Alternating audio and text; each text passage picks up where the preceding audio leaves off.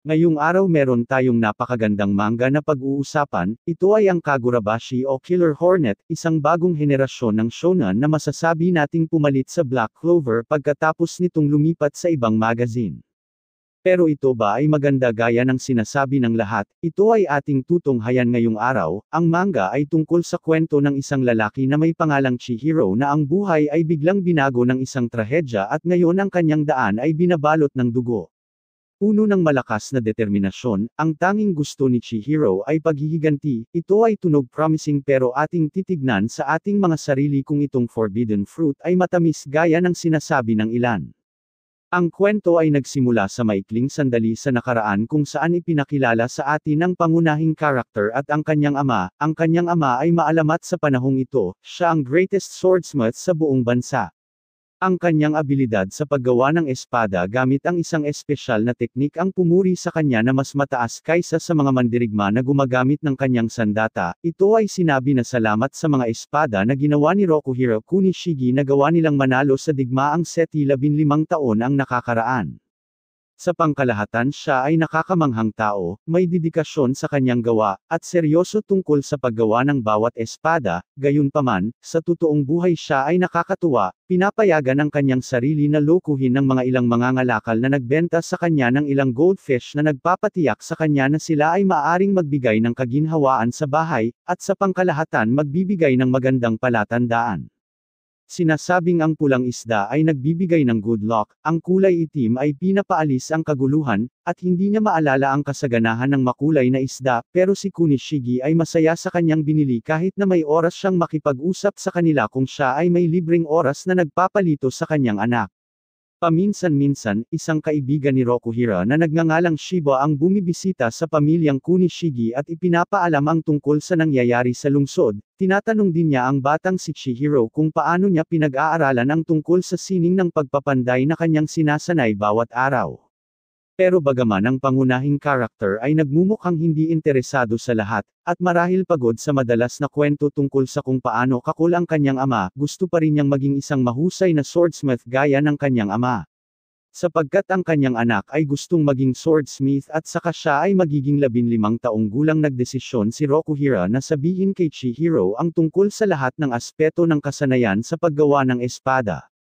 Sa pagpasok nila sa training room, ang ama ay nagsimulang magkwento tungkol sa ibig sabihin ng katana. Sinasabi na ang espada ay palaging nangangahulugang iligtas ang tao at isang kagamitan na may kakayahang magpasilang ng bagong era.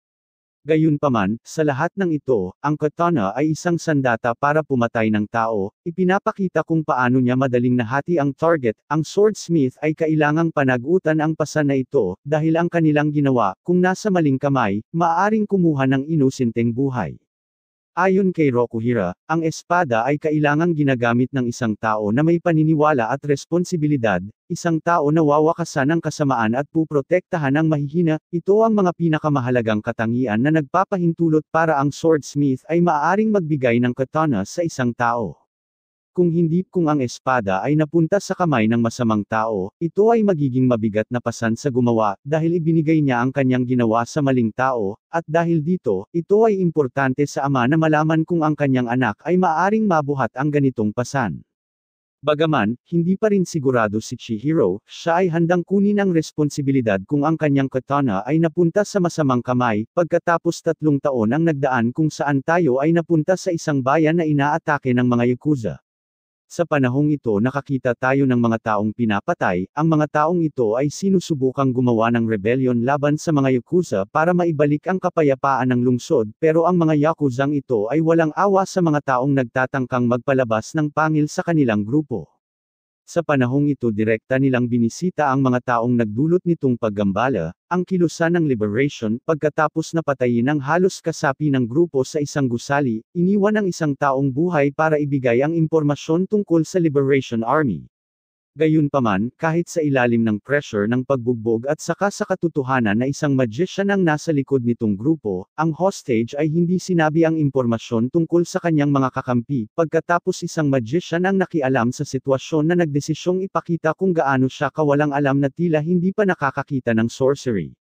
Sa isang mabilis na pangyayari, ang ulo ng hostage ay tumaas na may tumubong kahoy na may tinik ang nakapulipot sa katawan ng biktima. Ito ay hindi pa alam kung anong klaseng magic ito at kung paano ito ginamit ng magician. Gayunpaman, aking sasabihin na ang taong ito ay may itim na tattoo sa kanyang kamay, marahil isang espesyal na marka ng organisasyon ng magician, at saka siya ay malinaw na may kulay itim na mata na marahil din ay sangkot sa paggamit ng magic sa mundong ito. Pero hanggang sa ngayon wala pang anumang detalye, ang magagawa lang natin ay maghintay ng sagot sa susunod na chapter. Ang sumunod dito ay tayo ay napunta sa main character na sa mga oras na ito ay kasama si Shiba, sila ay papunta sa parehong lungsod kung saan inatake ang Liberation Army. Kung ating titingnan mabilis nating makikita kung paano nagbago ang pangunahing karakter na sa sandaling ito ay nasa 18 taong gulang, at ang trahedya na nangyari sa kanyang ama na nabanggit sa synopsis ng manga ay natapos nang nangyari pagkatapos na makita ang isang malaking pilat sa kanyang mukha. Tinanong ni Shiba kay Chihiro kung gusto niyang tanggalin ang pilat na ito na agad namang nakatanggap ng negatibong sagot para kay Chihiro ang paghilamos niya sa kanyang mukha bawat umaga at pagtingin sa salamin ang nagpapagunita sa kanya sa trahedya na sinisimulan niya ang kanyang araw na may galit. Sa makatwid, ang pilat na kanyang tinanggap ay naging isang uri ng pagunita sa kanya kung ano ang kanyang kinakabuhay at kung ano ang kanyang layunin, at bagaman si Chihiro ay nagmumukhang cool-blooded, inisip niya na mas maganda kung magkakaroon sila ng kasunduan sa grupo na kanyang kinamumuhian. Gayunpaman, sa pagdating nila sa lungsod, isang nakakakilabot na larawan ang lumitaw sa kanyang harapan, ang walang buhay na katawan ng Liberation Army ay nakabitin sa tulay para ipakita sa lahat ng residente ng lungsod kung ano ang mangyayari sa kanila kung nagdesisyon silang gumawa ng masama laban sa kanilang grupo. Ang nakita ni Chihiro ang tumapos sa posibleng negosasyon, dahil ang aksyon na ito ay salungat sa kung ano ang itinuro ng kanyang ama, pagkatapos sila ay pumunta sa lugar kung saan matatagpuan ang grupong ito. Ngayon ang mga Yakuza ay tahimik na nakaupo na masayang nag-uusap, hindi inaalala ang kanilang seguridad, dahil naniniwala sila na walang anumang panganib ang darating sa kanila. Pagkatapos na sabihin ang mga salitang ito, isang espada ang lumipad sa leeg ng isa sa mga Yakuza, pagkatapos si Chihiro ay lumitaw sa kanilang harapan, pagkatapos tinapos ang lahat ng Yakuza na umupo sa mesa sa isang circular na motion. Ngayon si Chihiro ay pumasok sa loob ng gusali kung saan ang hostage ay patuloy na tinatanong, ang leader ng grupo ay sa wakas nakahanap ng paraan para pigain ang impormasyon sa kanya sa pamamagitan ng pag-alam sa kinaroroonan ng kanyang nakakabatang kapatid na babae. Kaya ang ilang membro ay ipinadala sa lokasyon ng babae, gayunpaman bago sila ay makalabas sa gusali, sila ay agad-agad na namatay. Ang kahinahunan at galit ni Chihiro sa mga taong ito ay nasa naiibang saklaw.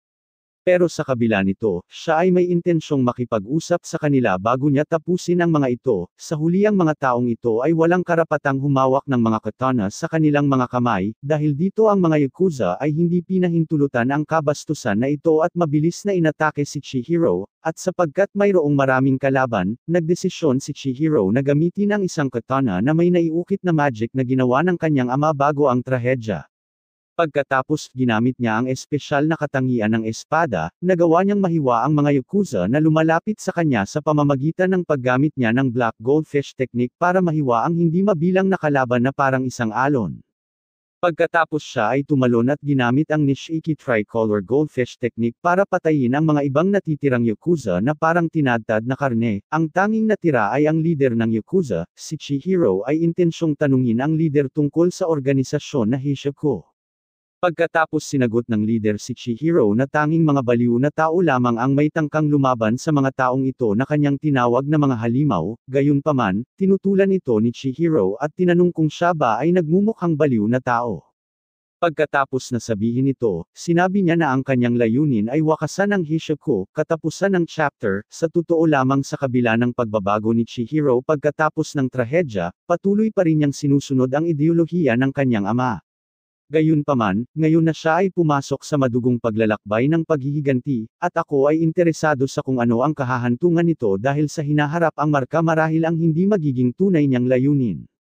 Ito din ay interesante na malaman kung paano gumagana ang magic sa mundong ito. May ilang tao ang gumagamit ng magic, at may ilan katulad ng katana na ginawa ni Rokuhira na may magic na nailagay doon at ako ay nagtataka kung paano ito gumagana. Ang pamagat mismo ay nagmumukhang promising mula sa unang impression, gayunpaman para proklamang ang Kagurabashi ay nasa antas ng Black Clover, One Piece at iba pa ay masyado pang maaga, sapagkat unang chapter pa lamang ang nailabas at marahil ang lahat ay mababago depende sa kung paano lahad ng author ang plot ng kwento, kaya dito natin tatapusin ang video na ito. Kung nagustuhan mo ito, huwag kakalimutang mag-iwan ng like at mag-subscribe sa channel para sa iba pang anime content. Maraming salamat sa panunood.